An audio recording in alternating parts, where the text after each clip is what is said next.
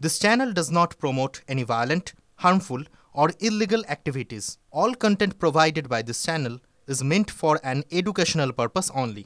এবার নদিয়ার কালীনারায়ণপুরে চিটফান্ড সংস্থার হদিশ আর তাতে নাম জড়িয়েছে তৃণমূল পরিচালিত পঞ্চায়েত প্রধানের।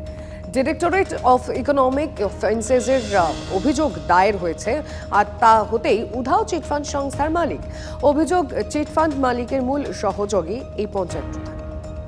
UEM Jaipur is a perfect target for prospective students aspiring for good jobs, good education with future-ready skills. ফের রাজ্যে চিটফান্ডের রমরমা, ফের সর্বহারা বহু পরিবার। এবার নদিয়ার কালীনারায়ণপুরে চিটফান্ড সংস্থার হদিশ। রীতিমতো এজেন্ট নিয়োগ করে সাধারণ মানুষের কোটি কোটি টাকা লোপাট, শেয়ার বাজারে লগ্নি করে বড় মুনাফার লোভ দেখানোর অভিযোগ। আর এই কেলেঙ্কারিতে নাম জড়ালো তৃণমূল পরিচালিত পঞ্চায়েত প্রধানের।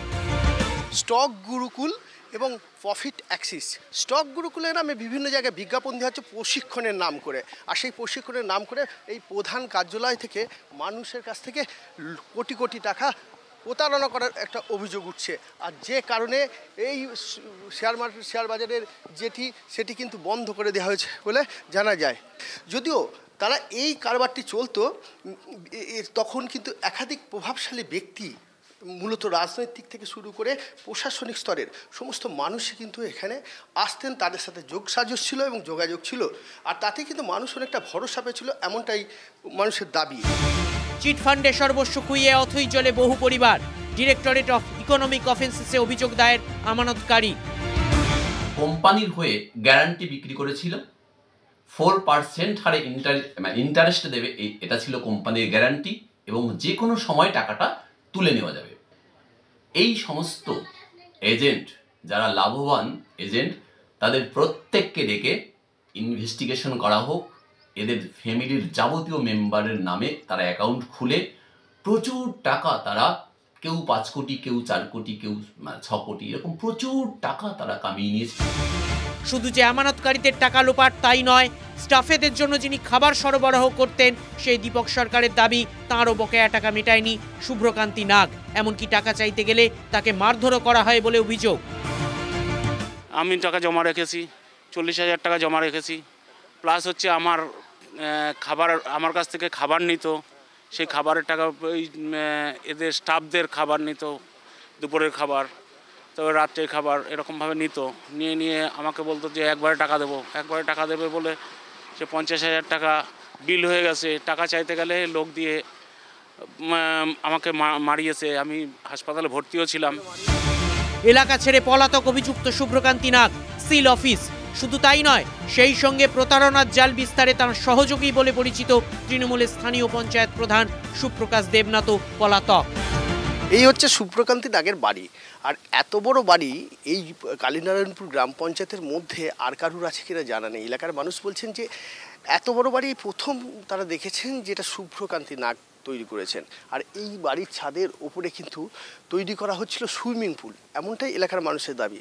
বেশ কিছু ব্যক্তিবর্গ এরা সাধারণ মানুষকে কোম্পানির হয়ে গ্যারান্টি বিক্রি করেছিল, 4% হারে ইন্টারেস্ট দেবে, এটা ছিল কোম্পানির গ্যারান্টি, এবং যে কোনো সময় টাকাটা তুলে নেওয়া যাবে। এই সমস্ত এজেন্ট, যারা লাভবান এজেন্ট।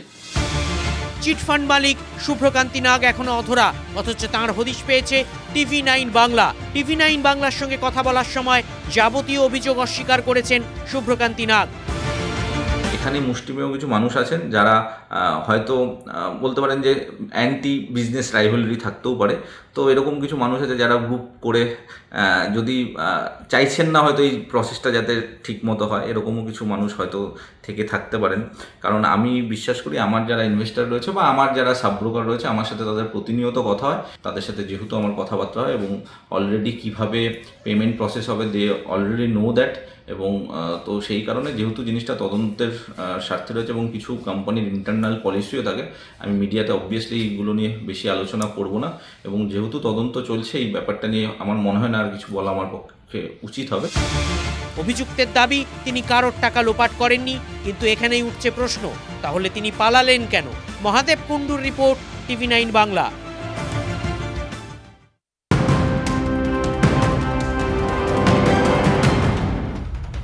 আজ থেকে শুরু মাধ্যমিক জীবনের প্রথম বড় পরীক্ষায় 9,84,753 পরীক্ষার্থী, 2,683 কেন্দ্রে পরীক্ষা। পরীক্ষার্থীদের সুবিধার্থে একাধিক পদক্ষেপ মধ্যশিক্ষা পর্ষদের। চালু করা হয়েছে হেল্পলাইন নম্বরও।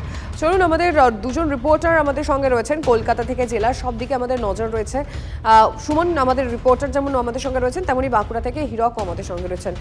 সুমন, আজকে মাধ্যমিক পরীক্ষা, যারা জীবনের প্রথম বড় পরীক্ষা দিতে চলেছেন তার জন্য এখনো পর্যন্ত শিক্ষা দপ্তরের তরফ থেকে কি কি প্রস্তুতি সেরে ফেলা হয়েছে? দেখো, প্রস্তুতি বলতে যাতে পরিবহনের কোনো সমস্যা না হয় তৎসহ স্কুল কেন্দ্রগুলিতে পুলিশ মোতায়েন করা হয়েছে পরীক্ষা কেন্দ্রগুলিতে। তবে তোমাকে বলে রাখি, প্রত্যেক বছরের ন্যায় এবছরও কিছু জেলা সেগুলোকে সেন্সিটিভ কেন্দ্র হিসেবে বেছে নিয়েছে মধ্যশিক্ষা পর্ষদ। তার কারণ গত বছর আমরা দেখেছিলাম যে মালদা জেলার এনায়েতপুর থেকে একের পর এক প্রশ্নপত্র তা কিন্তু বার হয়ে গিয়েছিল, ফাঁস হয়ে গিয়েছিল। সেই জায়গায় দাঁড়িয়ে মালদা জেলায় অতিরিক্ত নজর দিচ্ছে মধ্যশিক্ষা পর্ষদ এবং মালদা জেলায় প্রত্যেক স্কুল পিছু একজন নয় 3 জন ভেন্যু ইনচার্জ থাকছেন, যেখানে কলকাতা এবং রাজ্যের অন্য স্কুলগুলোতে মাত্র একজন ভেন্যু ইনচার্জ থাকবেন।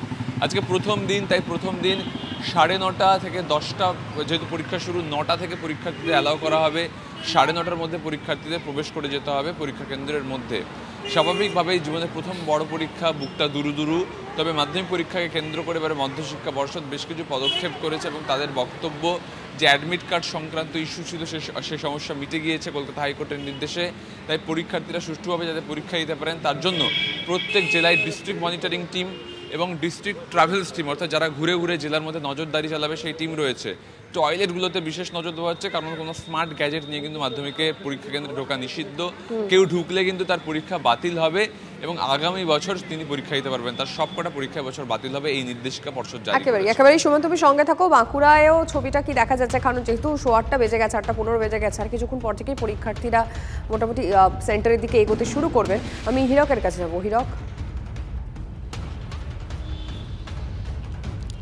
দেখো, জীবনে প্রথম বড় পরীক্ষায় বসতে চলেছে পরীক্ষার্থীরা। স্বাভাবিকভাবে আজকে যেহেতু একেবারে শুরুর দিনে, স্বাভাবিকভাবে যতটা তাড়াতাড়ি সম্ভব পরীক্ষার্থীরা আজকে পরীক্ষা কেন্দ্রে প্রবেশ করবে, অন্তত তেমনটাই মনে করা হচ্ছে এবং সেজন্য পরীক্ষা কেন্দ্রগুলি ইতিমধ্যে একে একে খুলতে শুরু করেছে এবং পরীক্ষার্থীরা বিভিন্ন দূর দূরান্ত থেকে যারা পরীক্ষা দিতে আসছেন তারা ইতিমধ্যেই বেরিয়ে পড়েছেন, তেমনটাই জানা যাচ্ছে।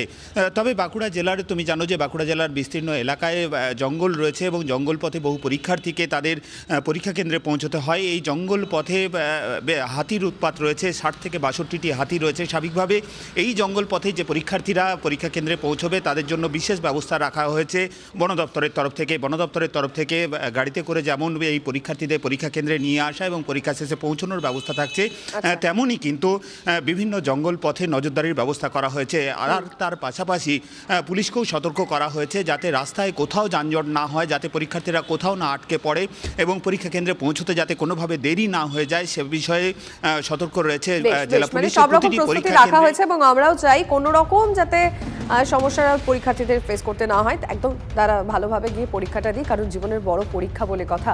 আর শিক্ষামন্ত্রী কি বলেছেন এই পরীক্ষা শুরুর আগে, অর্থাৎ মাধ্যমিকের আগে, একবার শুনবো। নিশ্চিন্তে নির্বিঘ্নে পরীক্ষা দেওয়া দিন, আনন্দ করে পরীক্ষা দিন। মাননীয় মুখ্যমন্ত্রী বলেছেন সর্বতভাবে আমাদের প্রশাসন যারা মাধ্যমিক পরীক্ষা দিচ্ছে বা পরীক্ষার্থী তাদের সঙ্গে আছে। পর্ষদ নিশ্চিত করেছে যে প্রশ্ন লিক যে একটা যে গ্যাং যাকে গতবার আমরা বহু বছরের চেষ্টা আমরা ধরতে সমর্থ হই, সেটা আগে থেকে আইডেন্টিফাই করা হয়েছে এবং প্রত্যেকে গ্রেপ্তার হয়েছে। নিশ্চিন্তে পরীক্ষা দিন আপনারা পরীক্ষার্থীরা। রাজ্য সরকার, প্রশাসন এবং সর্বোপরি মুখ্যমন্ত্রীর আশীর্বাদ, স্নেহ এবং শুভেচ্ছা সর্বতোভাবে আপনাদের সঙ্গে আছে। আগামীকাল মাধ্যমিকে দেখা যাচ্ছে মালদায় অনেক বেশি কড়াকড়ি, প্রায় এ তো হবে। মালদা থেকে গতবার যেহেতু ওই গ্যাংটা ধরা পড়েছিল, মালদায় তো আমাদের বেশি সতর্কতা নিতেই হবে।